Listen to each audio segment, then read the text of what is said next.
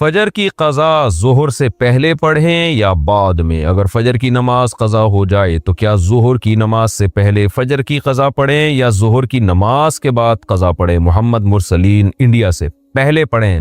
ایک تو فجر قضا کر دی، یہ گناہ، اوپر سے اتنی تاخیر کر رہے ہیں تو گناہ در گناہ ہوگا۔ حدیث میں آتا ہے من نام عن صلاۃ او نسیھا فلیصلیھا اذا ذکرھا فإن ذلک وقتھا۔ صحیح حدیث ہے، آپ صلی اللہ علیہ وسلم نے فرمایا کسی کی آنکھ نہ کھلے نماز میں یا بھول جائے تو جیسے ہی یاد آئے یا جیسے ہی جاگ آئے فوراً نماز پڑھے وہ، اور یہی پھر اس کا وقت ہوگا۔ تو اس میں تاخیر کرنا ٹھیک عمل نہیں ہے، تو ظہر تک بھی ڈیلے نہ کریں اس کو، یہ بھی غلط ہے۔ قضا نمازیں کس طرح پڑھیں؟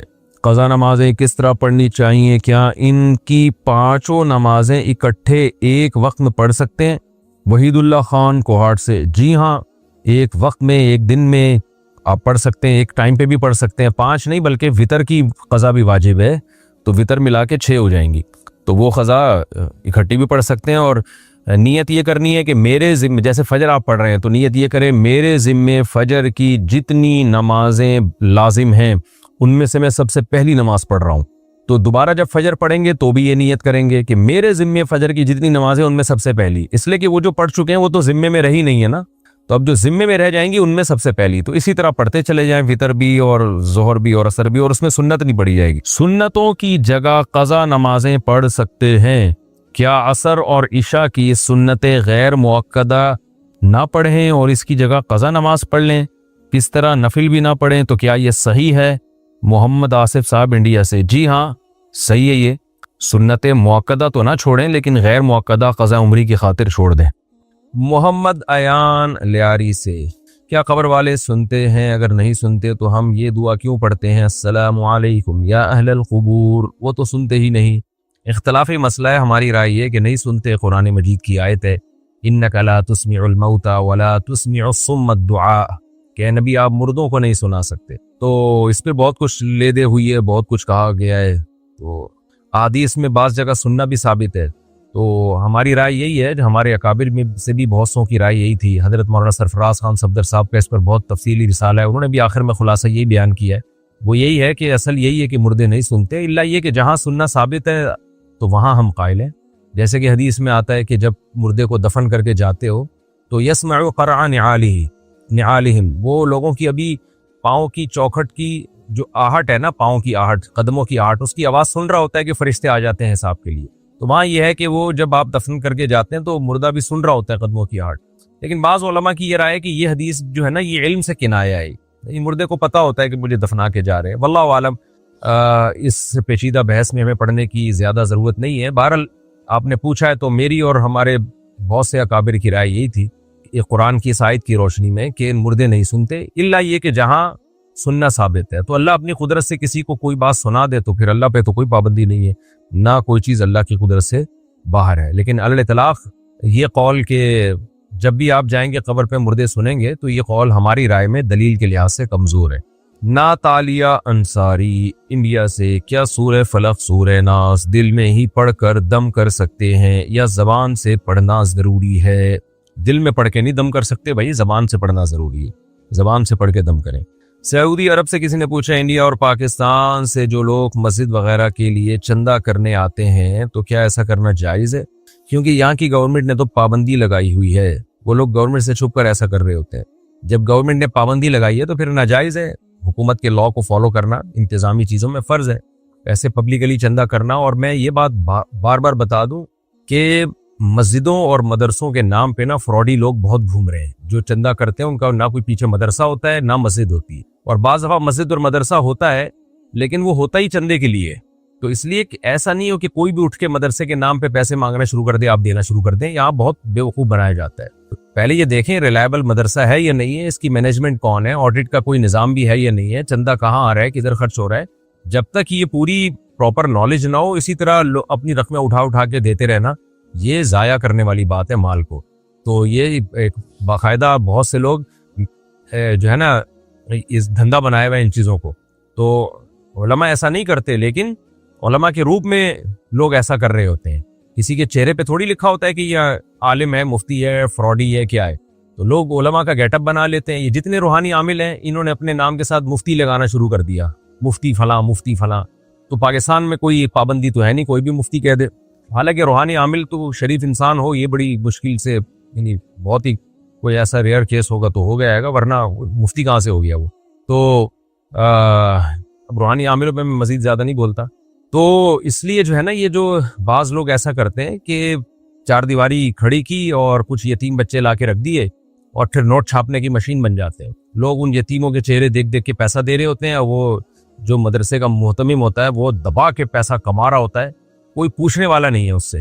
اس لیے باقاعدہ جب تک کوئی پراپر عالم نہ ہو یا علماء کے شاگرد نہ ہو جن پہ بڑے علماء کو اعتماد ہو، تو اس کے بغیر یہ کام نہ کریں آپ. یہ بہت خطرناک ہے. ہم نے اس میں اتنے فراڈی دیکھے ہیں کہ آپ کی سوچ جہاں ختم ہوتی ہے نا کہ یہاں تک فراڈ ہو سکتا ہے، وہاں سے فراڈ ان کا شروع ہوتا ہے. تو جو ریلائبل مدارس ہیں، جہاں سنجیدہ سیریس علماء ہیں، ان کا وزٹ کریں، ان کو جا کے دیکھیں، پھر ان کے ساتھ تعاون کریں. تو یا اگر کسی بھی چھوٹے مدرسے کے ساتھ تعاون کرنا ہے تو پہلے وزٹ کریں، پورا دیکھیں کہ بھائی آڈٹ کر، تم رسیدیں دکھاؤ ہمیں کیا ہو رہا ہے، یہاں کتنا کہاں سے آ رہا ہے، یا تم پہ کون اعتماد کرتا ہے بڑے علماء میں سے. تو میں آپ کو بتاؤں، میرے نام کو کتنے لوگوں نے غلط کیش کروایا ہے. میرا بھانجا ہے واسع، تو اس کی آواز میں جو ہے چندے مانگے لوگوں سے کہ مفتی صاحب کا بھانجا بات کر رہا ہوں. لوگوں نے پیسے دیے ہیں اس کو، حالانکہ میرے بھانجے کو پتہ بھی نہیں کہ کوئی اس کے نام پہ پیسے لے رہا ہے. کتنے لوگ ہیں میرے ساتھ آ کے دوستی لگائی، چند دن ساتھ گھومے، لوگ سمجھے یہ مفتی صاحب کے بہت ہی کلوز ہیں، اس کے بعد جا کے مالداروں سے تعلق قائم کر کے اپنے مدرسوں کے لیے چندے کرنا شروع کر دیے، حالانکہ وہ مدرسے بھی نہیں تھے ان کے، ڈرامے بازی تھی. بڑے بڑے مسائل ہوتے ہیں بھائی اس میں. اس لیے آپ کسی پیسوں کے معاملے میں کوئی آپ کو بیوقوف نہ بنائے، اس لیے ہوشیار رہیں اس میں.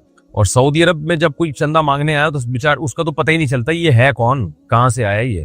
یہاں سے ہول سیل کے حساب سے بھکاری جاتے ہیں سعودی عرب. میں نے ایسے بھکاری دیکھے ہیں سعودی عرب میں، چندہ کر کر کے نا پورے کنٹینر بک کیے انہوں نے جہازوں میں. ان کا مال شپ کے ذریعے کراچی آیا ہے، کام ان کا 5 روپے کا نہیں تھا دھیلے کا، کروڑپتی بن گئے وہ. تو ہوش کے ناخن لینا چاہیے. ایک صاحب نے مدرسہ بنایا بھی نہیں، سریا لا کے ڈال دیا، وہ بھی سیٹوں سے کہہ دیا. تو سریا ہے نا، تو پھر کنسٹرکشن کا کام ہو رہا ہے، تو وہ ویڈیو بنا کے سعودیہ بھیجی، عربوں کو بھی الو بنایا اور بہت سے لوگوں کو الو بنا کے دبا کے نوٹ چھاپے اس نے. تو یہ کنسٹرکشن کا کام دکھا دیں گے، دیکھیں کنسٹرکشن ہو رہی ہے. تو مدارس کے ساتھ تعاون بھرپور طریقے سے کرنا چاہیے، لیکن مدرسہ ہو اور اس میں کرپشن نہ ہو، پورا سسٹم چل رہا اس کا. تو اس لیے جو ہے ادروائز نہیں کرنا چاہیے. چند مدارس کے میں نام بتا دیتا ہوں. دارالعلوم کرنگی ہے، بنوری ٹاؤن ہے، جامعہ فاروقیہ ہے، جامعۃ الرشید ہے، بنوریا ہے جو سائٹ میں. یہ کراچی کے مشہور مدارس ہیں جن پہ اعتماد کیا جا سکتا ہے. اور بھی ہیں، میں یہ نہیں کہہ رہا، لیکن یہ بڑے بڑے مشہور مدارس ہیں. تو لاہور میں جامعہ اشرفیہ ہے، اسی طرح پشاور میں کچھ بڑے مدارس ہیں. تو یہ قابل اعتماد ہیں، بڑے اکابر کی رہنمائی میں یہ مدارس چل رہے ہیں. ادروائز کسی مدرسے کے ساتھ تعاون کرنا ہو تو پھر آپ نے بہت زیادہ سوچ سمجھ کے تعاون کرنا ہے، دیکھنا ہے کہ ڈرامے بازی نہ ہو اس میں. زیادہ تر اگر میں غلط کہہ رہا ہوں تو بہت زیادہ تو صحیح لفظ ہوگا، بہت زیادہ ڈرامے بازی ہو رہی ہے. پاکستان سے کسی نے پوچھا اگر کوئی منت پوری نہ کرے تو اس کا کفارہ دے دے جو قسم کا ہوتا ہے، تو کیا پھر وہ منت ختم ہو جائے گی؟ نہیں جی. منت کی 2 قسمیں دیکھیں. ایک قسم تو یہ ہے کہ آپ نے منت مانی کیا کہ اگر اللہ نے میرے مریض کو شفا دے دی تو میں اتنے روزے رکھوں گا یا اتنے پیسے صدقہ کروں گا. اللہ نے میرا یہ کام کر دیا، فلاں جگہ میری شادی ہو گئی تو میں اتنے روزے رکھوں گا یا اتنے پیسے صدقہ کروں گا. میں ٹھیک ہو گیا، میرے ساتھ یہ بیماری چل رہی ہے، اگر میں ٹھیک ہو گیا تو میں یہ کام کروں گا. تو ایسے میں تو وہ منت ہی پوری کی جائے گی، قسم کا کفارہ نہیں ہے. لیکن اگر کسی نے منت کے ایسے الفاظ مانے کہ اگر میں نے فلاں کام کیا، یعنی ایسا کام جس سے آپ بچنا چاہتے ہیں، جیسے کوئی گناہ کی عادت پڑ گئی تو آدمی قسم اٹھا لیتا اگر میں نے یہ گناہ کیا یا میں نے فلاں کام کیا تو میں جو ہے 1 مہینے کے روزے رکھوں گا یا میں 1 لاکھ روپے صدقہ کروں گا. تو جس کام سے بچنے کے لیے انسان قسم اٹھاتا ہے نا، قسم کو یعنی منت مانتا ہے، منت قسم نہیں منت، کہ یہ کام میں نے اگر کیا تو مجھ پر اتنے روزے لازم ہے، تو پھر اس کام کو اگر کر لیا تو پھر اس میں اس کے پاس آپشن ہوتا ہے کہ چاہے تو اتنے روزے رکھ لے، چاہے تو قسم کا کفارہ ادا کر لے. تو قسم کے کفارے کے طور پہ 3 روزے ہوتے ہیں پھر. تو یعنی ہر منت میں ایسا نہیں ہوتا کہ قسم کا کفارہ دے سکتا ہے. اس منت میں ایسا ہوتا ہے جس میں کسی کام کو نہ کرنے کے لیے منت مانی ہو تاکہ میں اس کام کو نہ کر پاؤں، تو وہ کام کرنے سے پھر منت واجب ہو جاتی ہے. لیکن اس میں یہ آپشن ہوتا ہے قسم کا کفارہ بھی دے سکتے ہیں آپ. وجہ اس کی یہ کہ یہ حکم کے لحاظ سے جو ہے نا یہ یمین ہے، اور یعنی حکم کے لحاظ سے تو یہ یمین ہے، ہاں، اور الفاظ کے لحاظ سے یہ منت ہے. اس لیے اس میں دونوں آپشن ہیں. لیکن نارملی کسی نے منت مانی ہے کہ میرا یہ کام ہو گیا، اللہ نے یہ کام کر دیا تو میں روزے رکھوں گا، تو پھر وہ روزے ہی ہیں اور اس میں قسم کا کفارہ نہیں۔ انڈیا اس کے مجھے کیا ہندو کے گھر میں نماز پڑھ سکتے ہیں؟ جی پڑھ سکتے ہیں، کیوں نہیں پڑھ سکتے۔ راجستھان سے کسی نے پوچھا راجستھان انڈیا سے، نیاز اور فاتحہ کیوں نہیں دلانا چاہیے، اس بارے میں بتا دیجئے، کیونکہ لوگ مجھ سے ہر بار یہی بولتے ہیں کہ تم لوگ نیاز کیوں نہیں دیتے۔ ان سے بولیں یہ نیاز کا لفظ ہی نہیں ہے حدیث میں، اور یہ چلو لفظ بعض حدیثوں میں نہیں ہوتے، عمل تو ملتا ہے، تو عمل بھی نہیں ہے۔ بتاؤ کن صحابی نے کس وقت نیاز دلائی تھی، کیا کیا تھا؟ یہ نیاز دلانا ہوتا کیا ہے؟ صدقات و خیرات ہیں، کسی بھی غریب کو جب چاہو چپکے سے کھلا دو اللہ کی رضا کے لیے، بس اس سے زیادہ صدقات و خیرات کی اور کوئی حیثیت نہیں ہے، بس یہی حیثیت۔ تو 11ویں 12ویں اور پھر فلانے کی نیاز اور فلانے کی نیاز، یہ نبی صلی اللہ علیہ وسلم، صحابہ، ائمہ اربعہ، مجتہدین میں سے کسی سے بھی ثابت نہیں ہے۔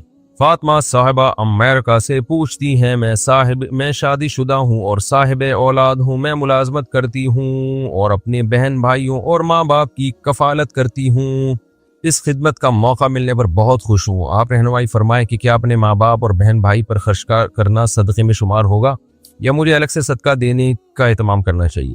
یہ بھی فرمائیں کہ کیا میں اپنی زکوٰۃ اپنے بالغ بہن بھائی کو دے سکتی ہوں جو مالی طور پر صاحب حیثیت نہیں ہے؟ نیز یہ بھی بتائیے کہ کیا میں اپنے والد کے قضا، روزوں اور نمازوں کا کفارہ ان کی اجازت سے اپنے مال سے دے سکتی ہوں؟ سب کام کر سکتی ہیں جن چیزوں کا بھی آپ نے پوچھا ہے۔ اور جو شریعت میں رشتہ داروں پہ جو خرچ کرنے کا صدقہ ہے نا، اس میں 2 ثواب ملتے ہیں، حدیث میں آتا ہے، صدقے کا ثواب بھی اور رشتہ داری جوڑنے کا ثواب بھی۔ تو اللہ آپ کو اور توفیق دے، آپ کے مال میں اللہ تعالیٰ اور برکت دے۔ لیکن ہمیں رشتہ داروں پہ بھی خرچ کرنا چاہیے، لیکن دوسرے جو دیگر شریعت کے مصارف ہیں نا، جہاں شریعت نے بتایا اگر وہاں ضرورت ہو تو وہاں بھی خرچ کرنا چاہیے، جیسے دین کی تبلیغ کے لیے،